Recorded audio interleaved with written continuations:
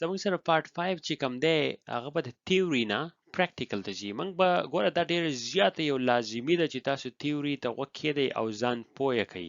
چې تاسو په تیوري باندې نه پوه شئ که نه، که تاسو لایف شل پیرې هم وکئ خو د هغې څه مقصد نشتی. مطلب دا دی چې ځان به پوه کړئ مخکې چې د یو شي مقصد څه دی، د هغې نه بعد به بیا پریکټیکل جاب کوو. هغې به بیا موږ لیبونه راغوو انشاءالله، او په هغې لیبونو کې به تاسو پریکټیکل خپل اکسرسایز چې هغه به ډیولپ کوئ او ډیپلوی کوئ به، او که تاسو بیا افنس او ډیفنس په دواړو باندې بیا استعمالولی شئ، تاسو ته پته ولګي چې په څنګه طریقه باندې استعمالول پکار دي. ښه، که تاسو چې ما ووایي موږ به د تیورۍ نه پریکټیکل ته ځو، بیګینر نه والا ته ایکسپرټه پورې دا یو لاین دی، دا موږ به فالو کوو. خو زه به کیدای شي چې زه به کې جمپونه ډېر وام. زه به ځم د بیګینر نه سپیشلیسټ ته، او د بیګینر نه ایکسپرټ نه ایوریج ته، ایوریج نه بیګینر ته. نو زه به خیر مکس کوم لږ ډېر په دې کلاسونه کې، ځکه چې زما سره 2 کلاسونه دي، د هغو ماسټر ډیګري کې ما اخیستي وو موسلی، د هغې سلیبس او یو نور سرټیفیکیشن چې کوم دي د هغو سلیبس ما کمباین کړي دي.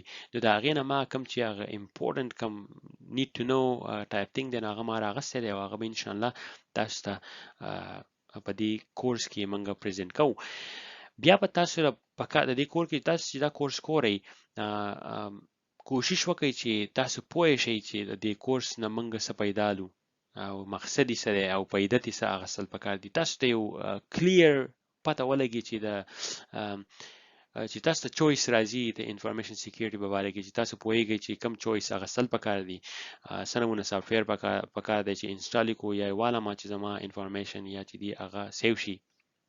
نو دا به خامخا تاسو ته پکار وي.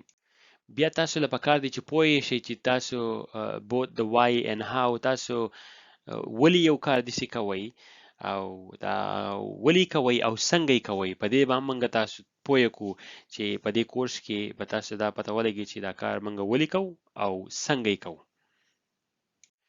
د دې تیورۍ نه بعد به بیا موږ یو پریکټیکل ډیمانسټریشن ته لاړ شو. مطلب دا دی چې موږ به د پریکټیکل لیب ښیو، او په هغې لیب کې تاسو کار کولی شئ، بس هغې لیب ته ګورئ او په خپل کمپیوټر کې همغه شانتې لیب راغولی شئ او ریپلیکیټ کوئ. مطلب دا دی چې ګورئ، کاپي کوئ او هغې ته ګورئ، په هغې طریقه باندې به تاسو هم ځان پوه کوئ. که تاسو وایئ چې I want to be an expert، نو تیورۍ باندې به ځان پوه کوئ. چې تیورۍ باندې پوه شوئ، پریکټیکل باندې به هم پوه شئ. چې کله په تیوري او پریکټیکل باندې پوه شئ، نو ستاسو ډیسیژن چې کوم دی، نو هغه به بیا ډیر زیات انفورم دی، او تاسو به غلط ډیسیژن نه لئ، او عمر له به داسې ډیسیژن نه لئ چې هغه به personally and professionally both benefiting.